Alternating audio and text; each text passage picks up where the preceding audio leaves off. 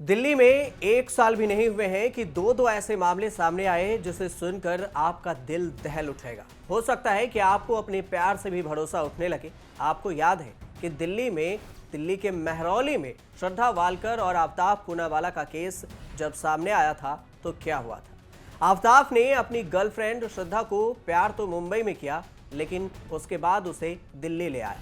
फिर पुलिस के मुताबिक दूसरे लड़की के चक्कर में श्रद्धा वालकर को मारकर आफ्ताब ने उसके बॉडी के 35 टुकड़े किए और फिर उसे फ्रीज में रख दिया।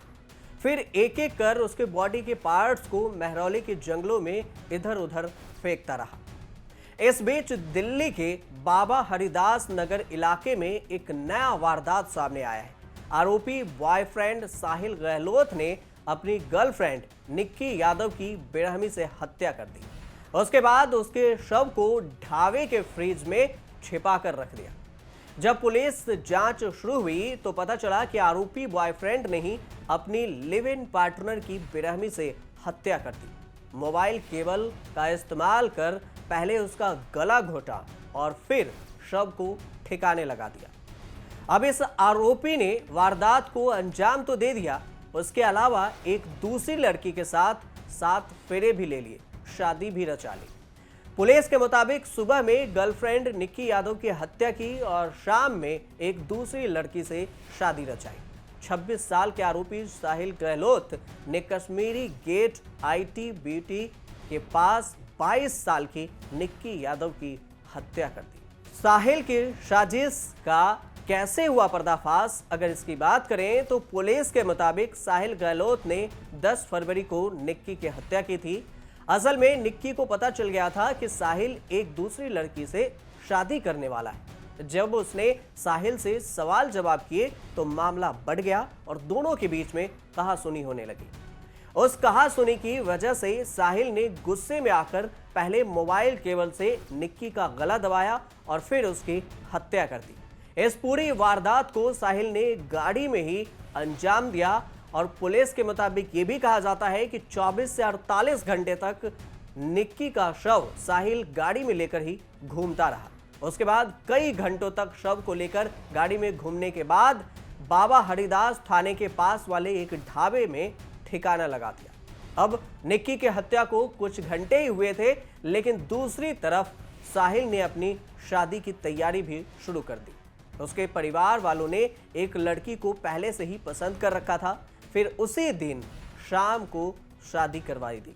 9 तारीख को साहिल की मंगनी थी जो किसी और के साथ तय हो गई थी। 10 तारीख को शादी थी। ये बात जब निक्की यादव को पता चली तो उन्होंने साहिल को कन्फ्रंट करने के लिए उसे बुलाया।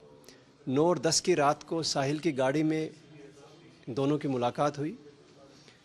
उस दौरान बहस हुई उनके आपस में, और बहस के दौरान साहिल ने अपने मोबाइल फ़ोन के केबल से निक्की यादव का गला घोंटकर हत्या कर दी। उसके बाद उसके शरीर को छुपाने की नीयत से उन्होंने उसकी डेड बॉडी को उनके खेतों में एक छोटा ढाबा था उनका, उसमें फ्रिज में, यानी सुबह में उसने निक्की के शव को ठिकाने लगाया और शाम में एक दूसरी लड़की के साथ साहिल शादी भी रचा लिया। अब इस तरह से साहिल ने इस वारदात को अंजाम दिया। उसे कोई उम्मीद नहीं थी कि पुलिस को मामले की भनक भी लग जाएगी। उसने अपना फोन तक स्विच ऑफ कर दिया था, लेकिन पुलिस को मिली एक खुफिया इनपुट से जानकारी मिली कि दिल्ली में किसी साहिल गहलोत ने अपनी गर्लफ्रेंड की हत्या कर दी है।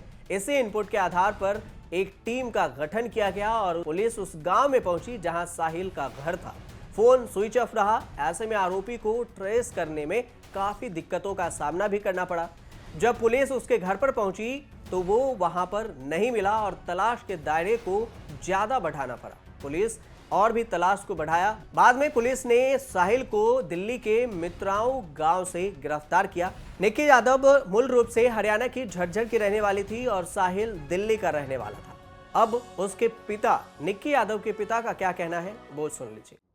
अभी एक महीना पहले घर पे आई थी वो। तो क्या कहना चाह रहे हैं, क्यों ऐसे? हमारी बेटी के साथ पूरा अन्याय हुआ है। उसको मैं चाहता हूँ कि उसको सरकार। निक्की और साहिल लंबे समय से लिव इन में रह रहे थे। आरोपी ने बताया कि जब वो SSC परीक्षा के लिए उत्तम नगर के कोचिंग सेंटर में जाया करता था तब निक्की की आकाश इंस्टीट्यूट में पढ़ाई कर रही थी निक्की। तब दोनों सेम बस से ही सफर करते थे। ऐसे में पहले दोस्ती हुई और फिर दोस्ती धीरे धीरे प्यार में बदल गया।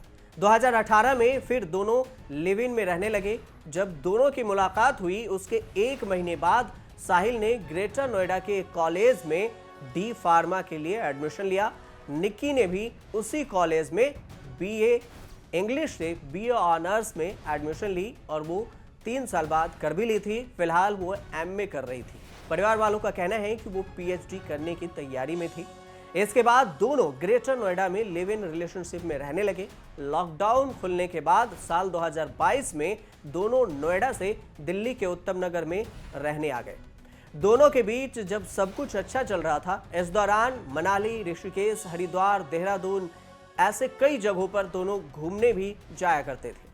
आरोपी ने इस बारे में अपने परिवार को कुछ भी नहीं बताया था। दोनों कई जगह साथ में घूमने गए, सब कुछ सही चल रहा था, लेकिन इस शादी वाले राज ने रिश्तों को खटास में बदल दिया। निक्की की बेरहमी से हत्या कर दी गई। अभी के लिए पुलिस इस मामले में और भी पूछताछ कर रही है। शुरुआत में क्योंकि आरोपी ने गुमराह करने का भी काम किया, ऐसे में उससे भी कई और सवाल पूछे जाने बाकी हैं और ये जांच अभी भी जारी रहेगी। वैसे निक्की हत्याकांड कुछ पहलुओं में श्रद्धा हत्याकांड जैसा ही दिखाई पड़ता है। असल में श्रद्धा वालकर और आफ्ताब पूनावाला भी लिव इन रिलेशनशिप में रहते थे। वहीं हत्या के बाद एक तरफ आफ्ताब अपनी दूसरी गर्लफ्रेंड को उस फ्लैट में रखने आया था, रहने लाया था, वहीं पर श्रद्धा का शव पहले से मौजूद था। उसी तरह निक्की मामले में भी आरोपी साहिल ने पहले हत्या की, फिर उसी दिन दूसरी शादी भी रचाई। हत्या की वजह भी दोनों ही मामलों में कहा सुनी ही है। एक तरफ श्रद्धा आफ्ताब पर शादी का दबाव बना रही थी, तो दूसरी तरफ निक्की साहिल के धोखे से नाराज थी और इस वजह से अंजाम मिला प्यार का अंजाम, तो मौत मिला ये अंजाम। पुलिस फिलहाल इस मामले में जांच कर रही है। आप देखते रहिए न्यूज़ तक।